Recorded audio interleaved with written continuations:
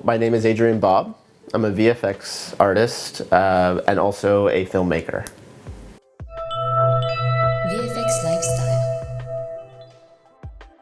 Lifestyle. So right now I'm a 3D modeler for an animation company called Jamfilled Entertainment, and that's my day job. And at night I'm just finishing up my third short film, which is very VFX heavy, and it is a short called EXT. So EXT is a short film that I made as a proof of concept for a much larger project. And it is a post-human world that is 300 years in the future, where humankind has completely uploaded its collective consciousness into a digital world called the INT. The INT holds billions of people, all immortal, and because of that, generations are having trouble making their footprint. So outside of the world, the EXT, as it's called, is just the normal reality.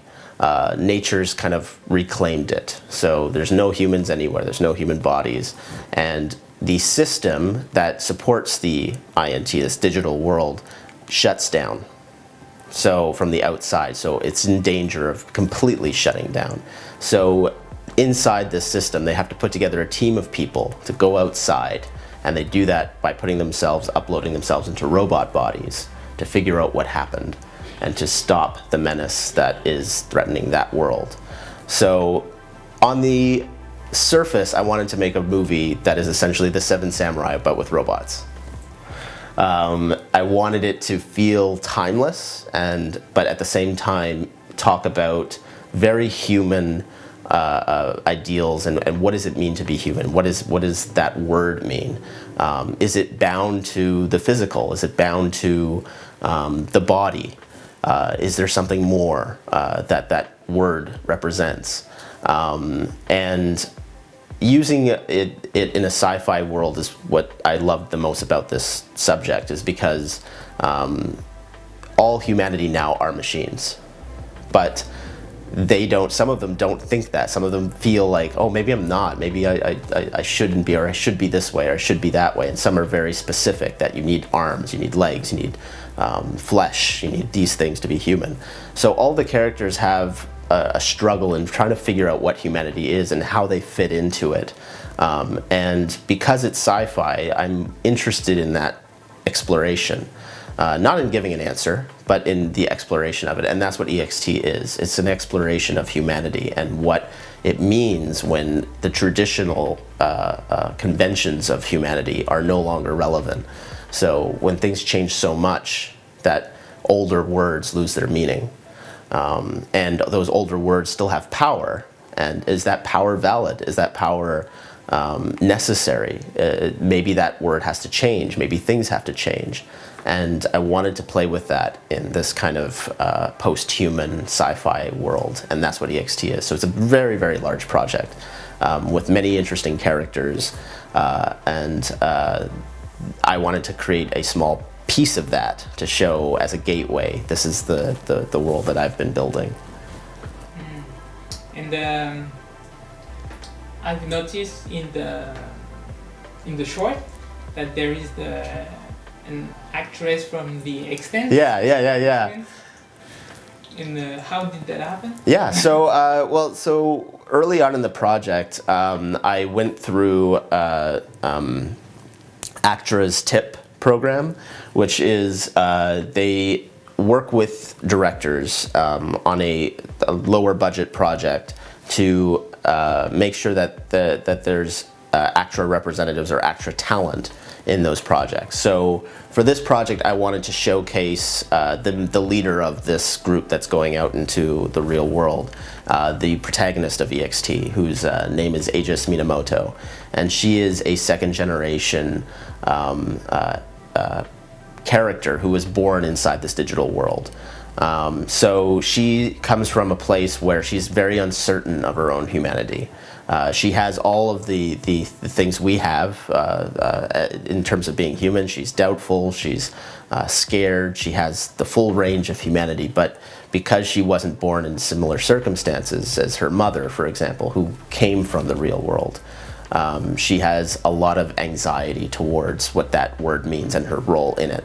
So I wanted this short to focus on that main character as well as her mother, Kim Minamoto, who is a high-ranking person that came from the real world originally and uploaded her consciousness into the digital world. So she's digital now, but she came there, so they're known as the immigrants. The characters that were born there have a derivative name that they're called code spawn. So they were born in the system. And I wanted the story, which is what the whole story is about, to be that struggle between a mother and a daughter who are from two very different worlds, but obviously are very much connected, and to see how they dealt with that connection. So we had an audition process. We went through a lot of amazing talent in Toronto, in the city.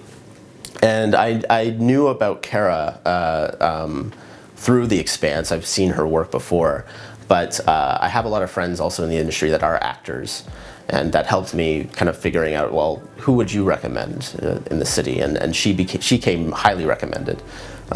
She has a presence, a very strong presence, especially in the Expanse. She's made a great career kind of for fulfilling strong, commanding female characters, and especially through the audition practice, she stood out to us a lot on that end. And I wanted this story to also kind of focus on people from interesting backgrounds that you usually don't see in science fiction. So I wanted this to be something that almost felt like you're watching a film from another land or another world that didn't feel familiar, but at the same time felt very human. So bringing in different kind of cultural backgrounds, and I think that both Cara and Zoe, who plays Kim Minamoto, Aegis's mother, were perfect on that level. They brought their own interesting backgrounds to that story, and I think that in the end that speaks without really having to. So. And what are their backgrounds? Oh, so Cara is a Native American, Native Canadian, and for Zoe, she is half Japanese and half Canadian as well. So, and I think that's the other thing about Toronto that I love, is that everyone's backgrounds are so diverse, and also kind of there's no that doesn't feel strange here. That's kind of the norm. You know, you're from Toronto if you look like you have something for outside of Canada, like and inside of Canada.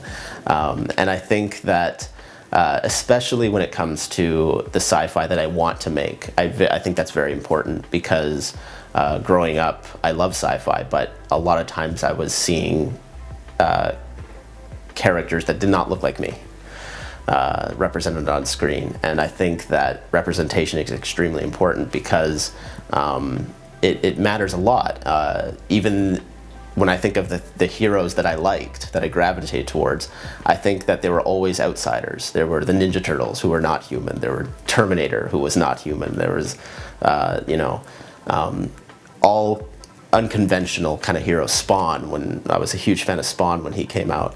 And the thing that I loved about them is they were characters that weren't Superman. I never connected to Superman. I never connected to kind of the traditional characters or heroes.